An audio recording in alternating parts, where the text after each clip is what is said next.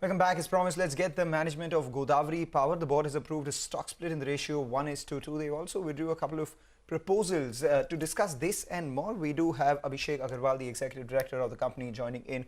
The stock, of course, rallying on account of a couple of these announcements that the company has made. But Abhishek, thanks a lot for joining in. The first thing that I'd like to speak about is withdrawal for proposal for the divestment in equity stake. In fact, earlier you wanted to sell GGEL, that's Godawari Energy, Green Energy, but now you're continuing to hold this asset and still purchase around 22% for 57 crores. What's happening out there? This was marked as non-core earlier, right? Good morning, Mangalam. Good morning, Nigel.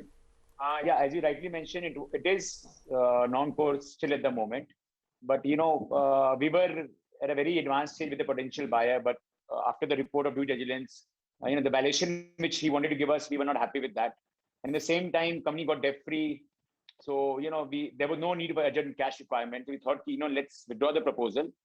And the major reason behind buying the stake of our partner, Shivani, is we want to have full control over the company, and we want to make it 100% subsidiary. And it's easier to take decisions going forward, whether we want to keep it or whether we want to sell it in the longer term. That's the whole logic behind this. All right. Give us a further insight, Abhishek. You said that the valuation that they were giving wasn't as much as you all were expecting. So what was that number? Yes. Give us a rough number out there. And also this 22% stake that you're going to be buying and spending around 57 crores odd, that's not from any related party entity, right? Who owns this 22%? Of course, it's not really. So the promoter is one of our business friends. They're from Delhi. The group called Shivani. They're mainly into oil drilling. So they wanted to exit this venture. So we thought we will buy their stake and make this company a subsidiary of Godawari Power and Spark. Okay, all right. And what was the rough valuation that you were offered? Don't you all think that 57 crores that you all are going to be spending, you all could have used it to do something else, maybe give out a dividend instead of, buying this 22% stake? I think, Nigel, on the dividend front, we have been giving handsome dividends to our shareholders. Okay. There is a dividend policy in place, and wherever we think this is the right time, we have been declaring dividends. Okay. So, and at the moment, company being debt free, with sitting so much of cash, so we don't think we need to really sell something at a lower valuation. Okay. All right. What was the valuation that you were offered, though? You said that it was lower than expected. It was close to, about 7 to 8% less than what we're expecting. But so we thought no point selling at the moment. I'll tell you one thing. You bought 22% stake for 57 crores. That values the company at around 259 odd crores. Was it 7 to 8% lower than this number? Or what's the number that you're looking at in terms of selling this? No, there would be a debt in the books as well, right? So the EV will be higher. What is the debt in the books currently? That is currently around 325 crores. 325 crores plus 260 crores, as Mangalam said. So we are close to around 600 crores in terms of EV. Yes. What was the number that was offered to you? 7% lower than that? 7 to 8% lower than that? 600 crores? As I mentioned earlier, we were looking somewhere around 675 levels. That's the reason we didn't want to go ahead. Yeah. Okay, we take that point. So 600 was offered, 675 is what you were looking at. Let's talk about the pellet prices. Then, in the fourth quarter, they were around 11,700. The first quarter, they saw a surge almost to that 14,000 per ton mark, 13,942 if you must. What do they stand at right now, and what is the outlook?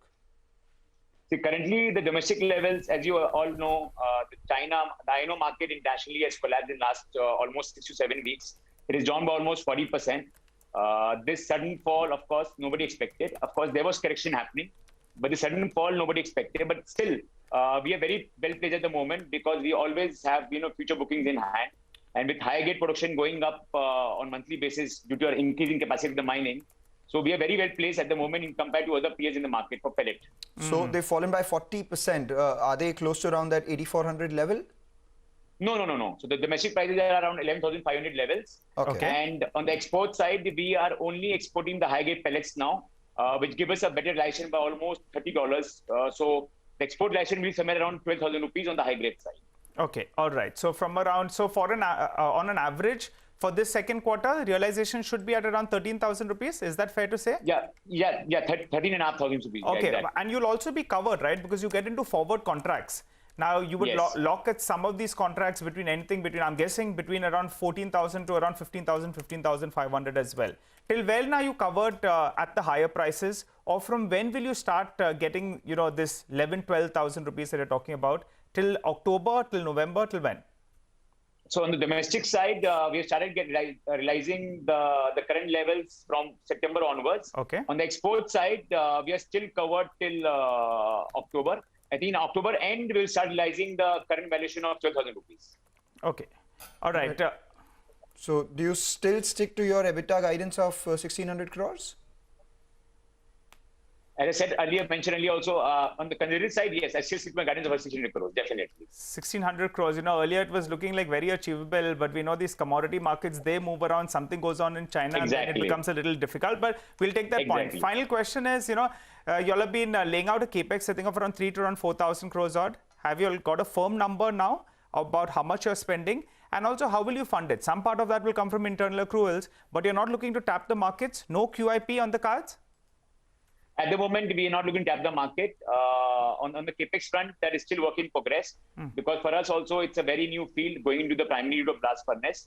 So I would say it's a work in progress, and we only start investing in that project. It will be at least 12 months from now on, because purchasing of land, then going to the ministry for environment clearance, then applying to the local pollution board.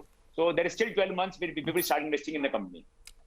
All right. Thanks a lot, Abhishek, for joining in and clarifying the fact that GGEL is still on the blocks if you get the good valuation, close to around 675 crores, a little over that if you must. At the same time, telling us that you are locked at higher prices, even as we're seeing a decline in pellet prices, and more importantly, not looking at a QIP just yet. So we will watch out for that 1,600 crore EBITDA guidance for this year as well. With that, we'll step to a short break.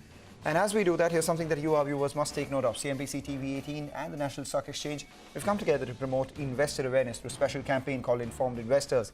Empowers you to make the right decisions with your money. Remember, despite increasing awareness and tightening regulations, investors continue to fall for Ponzi schemes promising eye-popping returns. Even risk-averse senior citizens and homemakers who are otherwise careful while investing in well-regulated equity funds find the lure of easy money difficult to resist. Smart investors understand that any legitimate business carries its share of risks. So beware of any broker or their associates offering a promise of consistently high returns or guaranteed payouts. If it's too good to be true, perhaps it is.